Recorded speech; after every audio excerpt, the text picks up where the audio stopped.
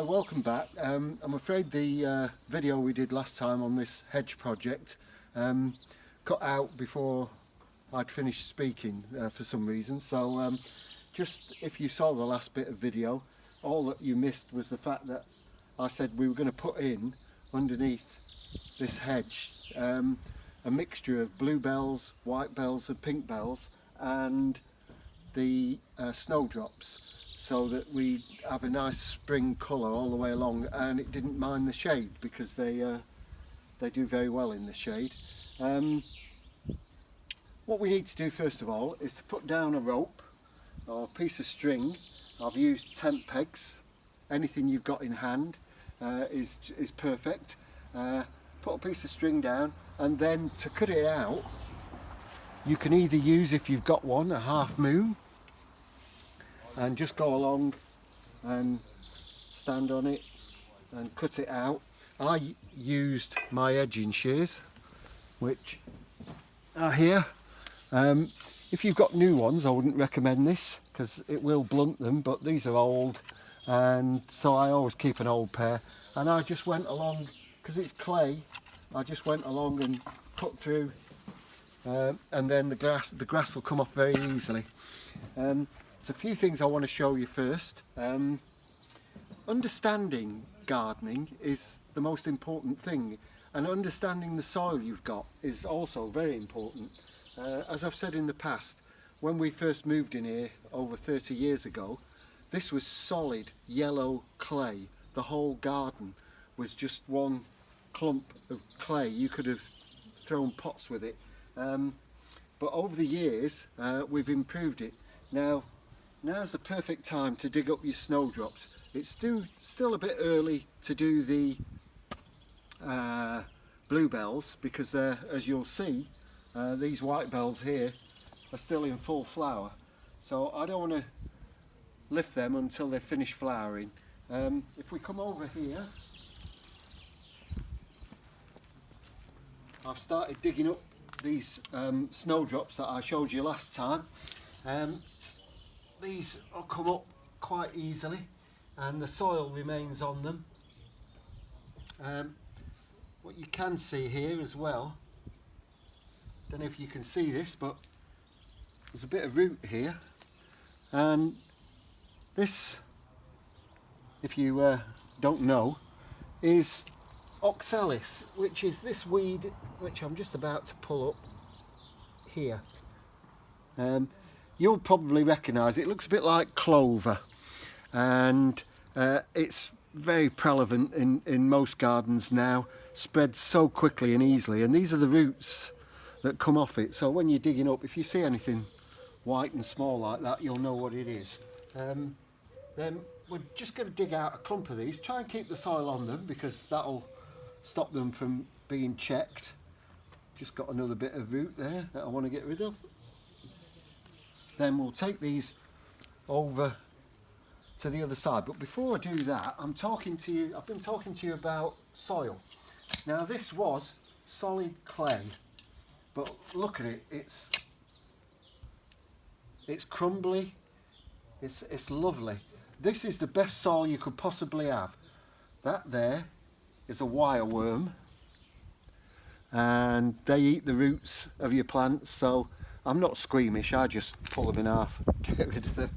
But you'll find while you're digging there's lots of creatures in the garden that shouldn't be here.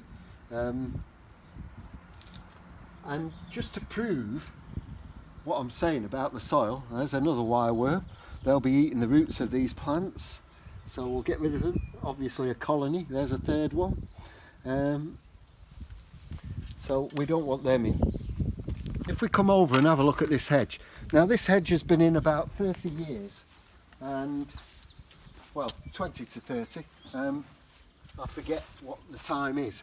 As I say, when I planted this hedge, I didn't put anything in here to help it along. I just planted it in the clay because there wasn't a lot else I could do with it.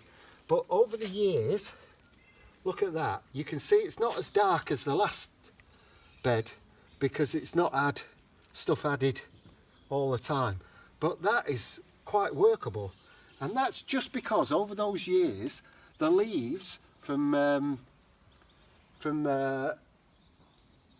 these I've forgotten the name of it already, and it's quite common.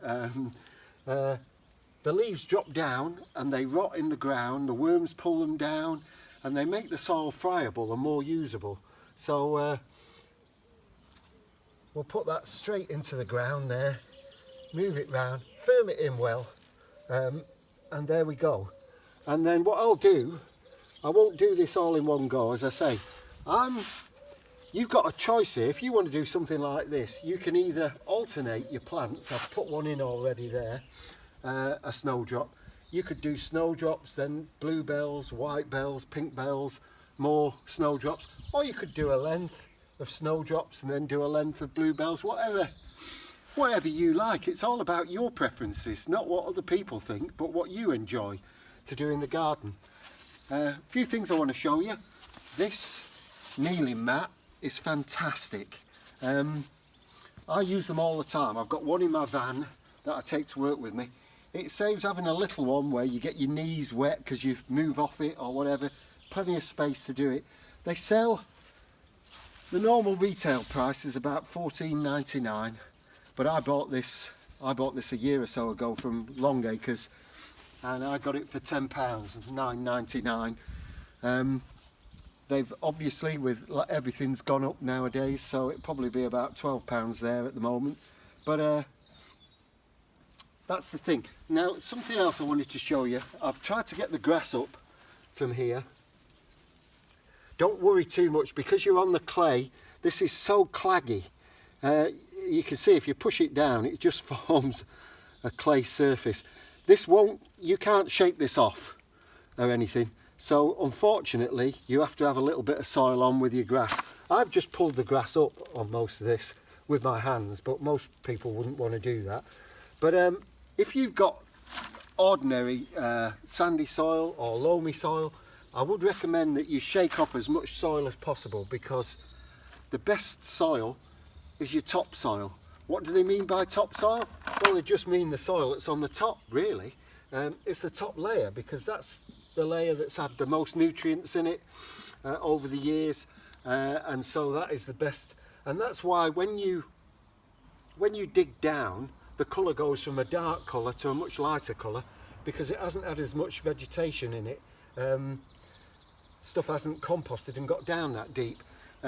One of the main reasons why on vegetable plots you double dig is to make sure that you can get really deep down, so that the roots have got plenty of nutrients to dig into, and that's why most allotment people who do a lot of double digging, although it's not seen very much nowadays because it's considered too energetic, it's too labour intensive, and it's really hard work, especially if you're digging on something like clay soil.